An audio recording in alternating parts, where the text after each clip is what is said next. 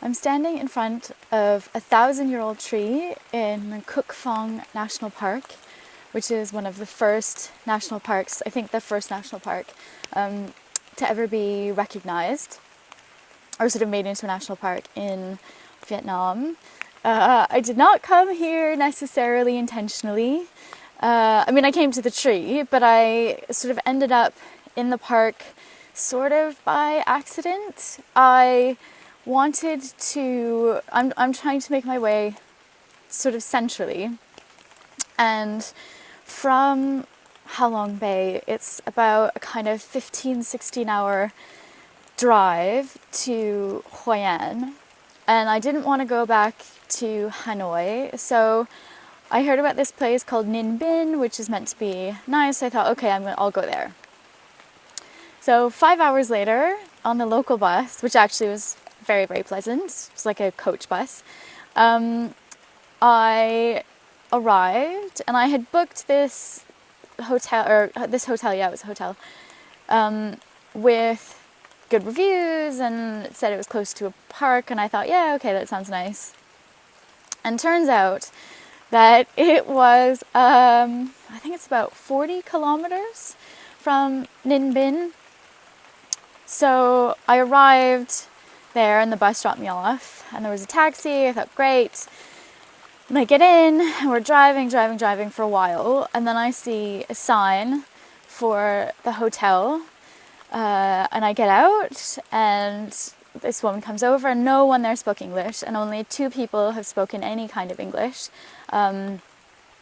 since I left Halong Bay.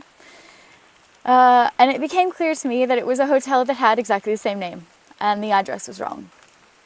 So I went back to the main road, and I waited for a while, and then another taxi came along, and I got in that one, and I showed him the address, and he basically took me all the way to the park, and and there was a woman there who did speak English, and so she explained to him that no, it was sort of back about 3 kilometers, and I had seen that hotel signposted, and he said, no, keep going, and once bitten, twice shy. So anyway, I did end up there in the end, and that was good, but it is not exactly where I thought I was going to be. It's taken me, so to get here was a 25 kilometer bike ride up some very, very steep hills. This circuit here is about 3 kilometers, so I guess I've done probably half of that. And there was a really, really cool cave on the way. So I sort of went exploring in there, and it was like really humid and quite, lots of clay and stuff, and I needed my flashlight.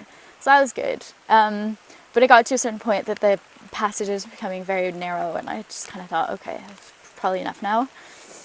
And now I've ended up here. So good. And obviously it's raining, but everything I have is either rainproof or waterproof. So it's kind of, I feel, not too horrible. So now I just have to cycle back, 2.25 hours, and on possibly the world's most uncomfortable bike. Also up some very steep hills, because there were lots of steep hills coming down, so I have to go back up those. But I wanted adventure, I wanted untouched by tourists, and I got it. So I just want to show you where I'm staying. It's this very small bamboo building. It's very, there's nothing else really around here. There's a very, very tiny town, and then, the park, and that's about it.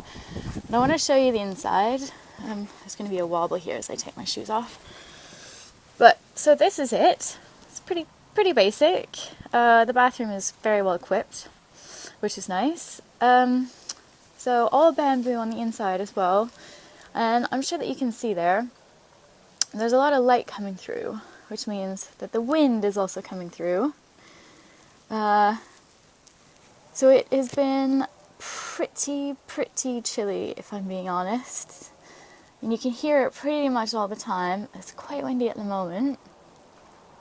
So when I was asleep, I have to admit that I was very happy to have this quite warm, very thick duvet while I was sleeping.